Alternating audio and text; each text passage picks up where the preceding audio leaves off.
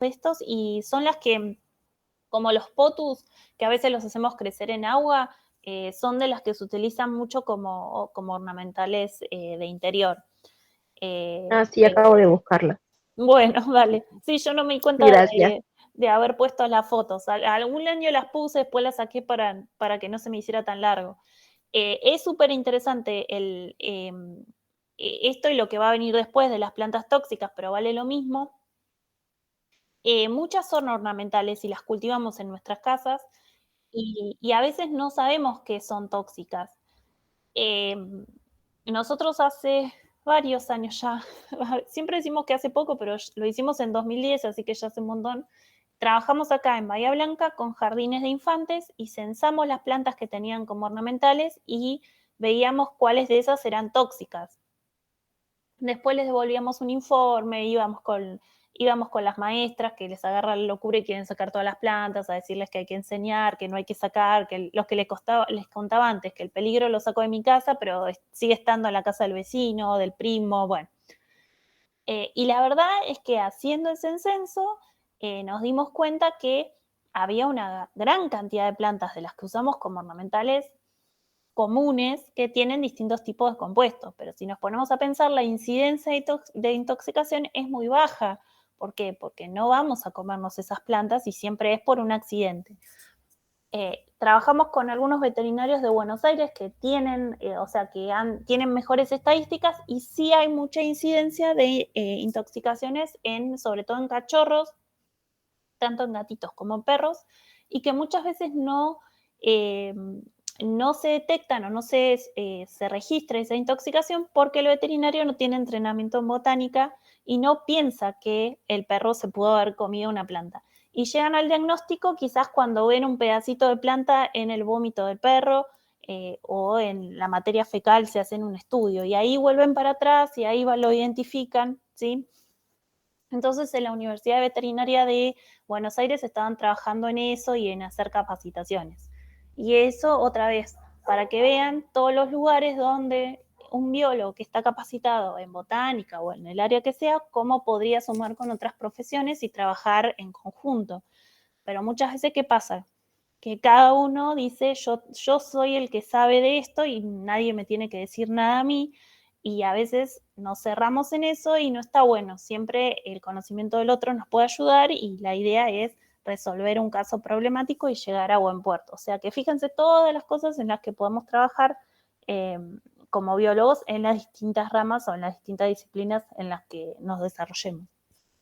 Pero ya les digo, esto súper interesante. Y nosotros ese trabajo lo copiamos, o sea, copiamos la idea de trabajar con plantas tóxicas de Estados Unidos. En Estados Unidos cada región o cada estado tiene su folleto de plantas tóxicas, la gente tiene acceso, de hecho lo hacen en inglés y en español por la población latina que tienen en todo Estados Unidos, con todas las plantas tóxicas más comunes, tanto silvestres como ornamentales en cada uno de esos estados. Y dan toda la información y si uno piensa que sufrió una intoxicación accidental, dónde tiene que llamar, los datos que tiene que tener, cómo le tiene que hablar al operador de emergencia. Además, estuvimos buscando y tenemos cantidad de esos folletos. Es impresionante cómo se trabaja. Y en Europa también se trabaja en algunos países con esta temática. Acá nosotros para Bahía Blanca hicimos el primer folleto con las plantas más frecuentes tóxicas de Bahía Blanca y algunos consejos y bueno, hicimos una pequeña impresión con el presupuesto que teníamos, lo repartimos acá un poco en la ciudad, nos hicieron algunas notas en distintos lados y después, nada, el proyecto primero tuvimos mucho apoyo y pensamos que íbamos a poder seguir y hacer más cosas, pero después no fue tan interesante o hay otras cosas más urgentes, obviamente, y bueno, y fue quedando. Pero siempre la idea por ahí es retomarlo porque es un tema súper interesante. Todo esto de las plantas tóxicas y sobre todo las ornamentales, que son las que por ahí tenemos más frecuentemente en los hogares.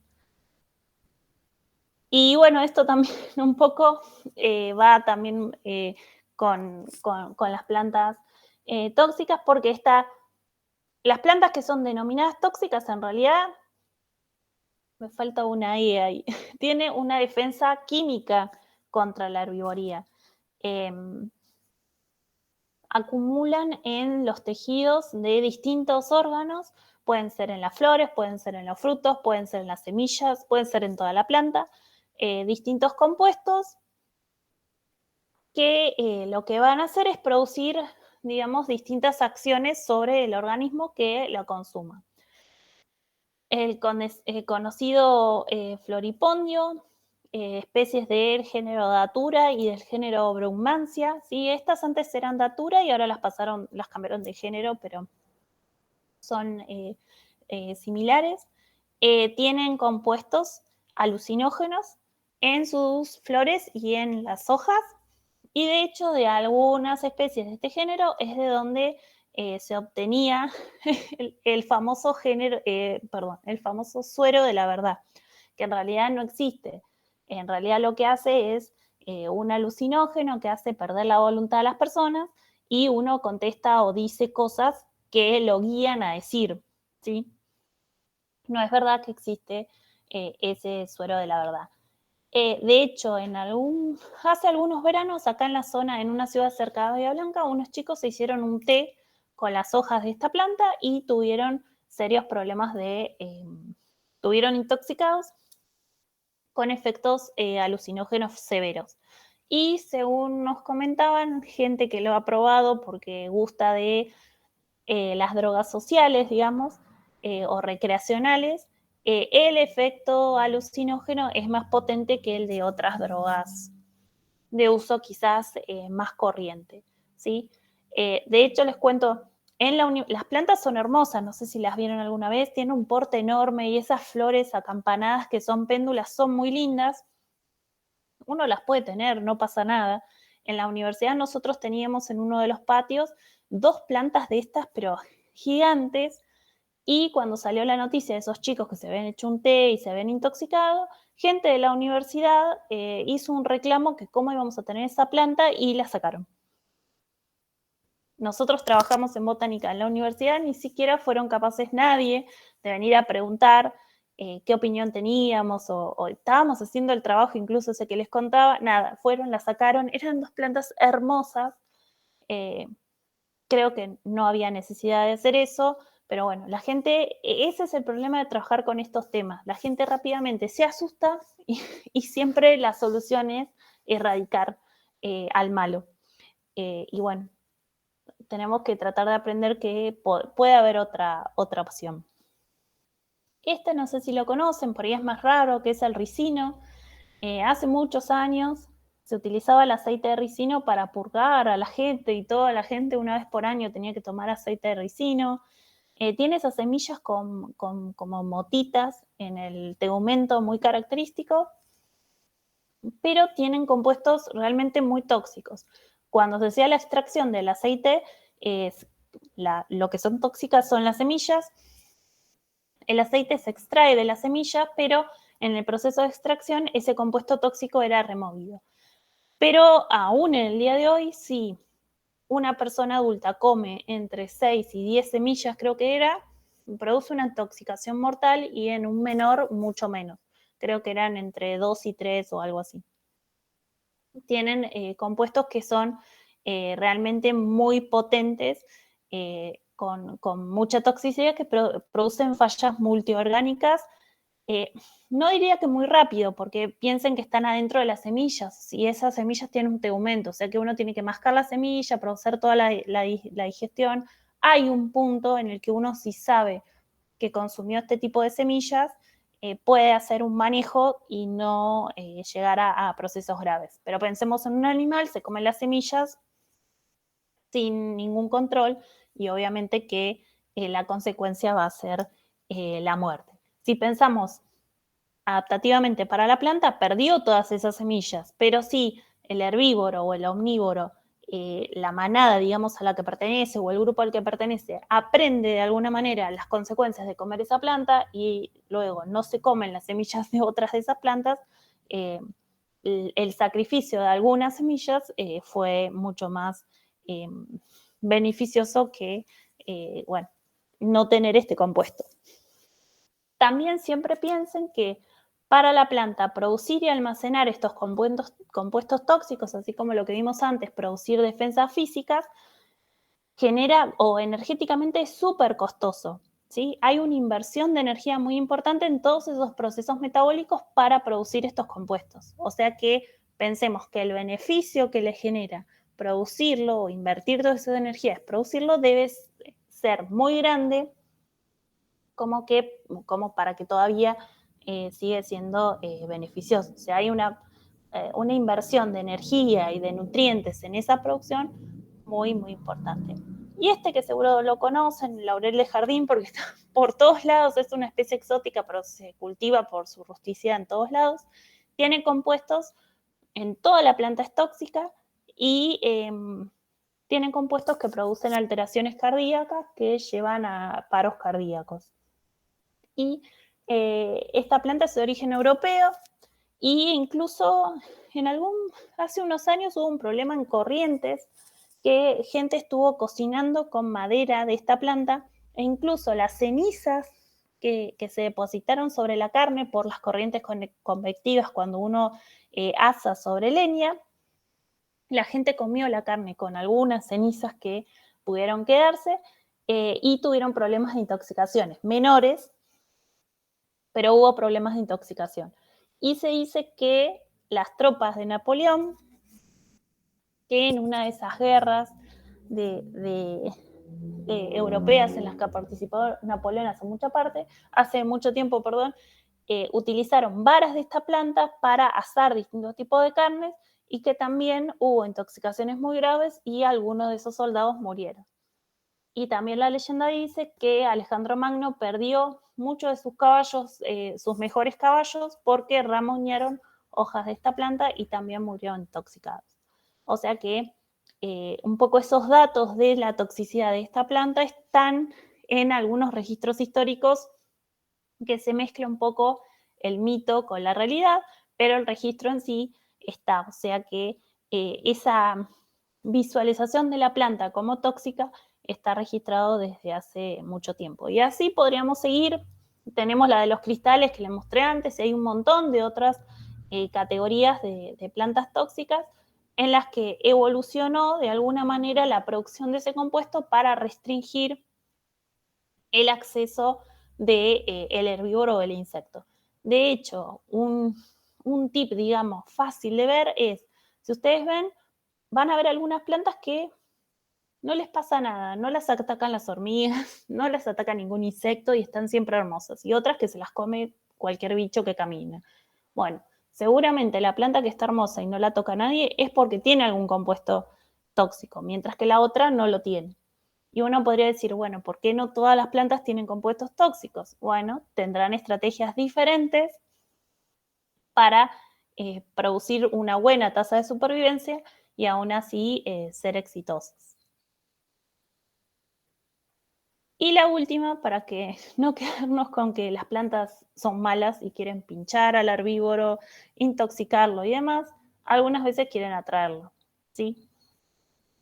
En general, lo que es atracción va tanto para insectos como para mamíferos u otro tipo de vertebrados, como pueden ser aves, reptiles, y en el caso de algunas especies acuáticas, incluso puede ser algunos peces. Básicamente, los dos clásicos son los nectarios florales, que creo que en este punto ya todos saben a qué nos referimos. Son estructuras que secretan una recompensa para el polinizador. ¿Todas las plantas que necesitan polinizador tienen nectarios florales para dar recompensa? No, lo que decíamos antes. Hay otras que utilizan al polinizador, lo engañan con distintos métodos, lo usan de transporte y no le dan ninguna recompensa. Esa es otra coevolución que han tenido algunas especies de plantas con sus insectos y sus insectos polinizadores, porque en general esas relaciones son con insectos, donde le hacen creer que le van a dar una recompensa, el insecto se mete por los tubos y demás, por la corola entre los pétalos, le cae el polen de las anteras y demás, se lo lleva en la panza o todas esas estrategias, pero no tiene ninguna recompensa. En general, la mayoría de las plantas sí producen néctar que genera esa atracción. A ver. Ah, buenísimo. Genial. Súper interesante. Así que si un grupo eligió, van a, no sé si ya expusieron todos, a eso me quedó por preguntarle a Carlos. Si ya lograron exponer todos o todavía queda algún grupo, van a tener algunos ejemplos. Hay miles de ejemplos y son todos re interesantes, así que seguro que les va a parecer muy entretenido lo que les cuenten sus compañeros. Y otro grupo de nectarios son los extraflorales, o sea que no van a estar adentro de la flor, entonces en general no están relacionados con los procesos reproductivos.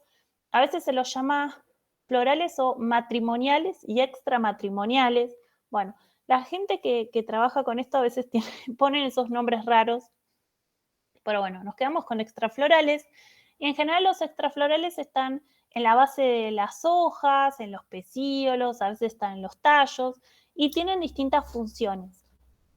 Lo más frecuente es que produzcan, eso sí, una recompensa para que los insectos estén continuamente patrullando las plantas y si viene un herbívoro de mayor tamaño a querer ramoñar las hojas, estos insectos van a atacar al herbívoro, ¿sí?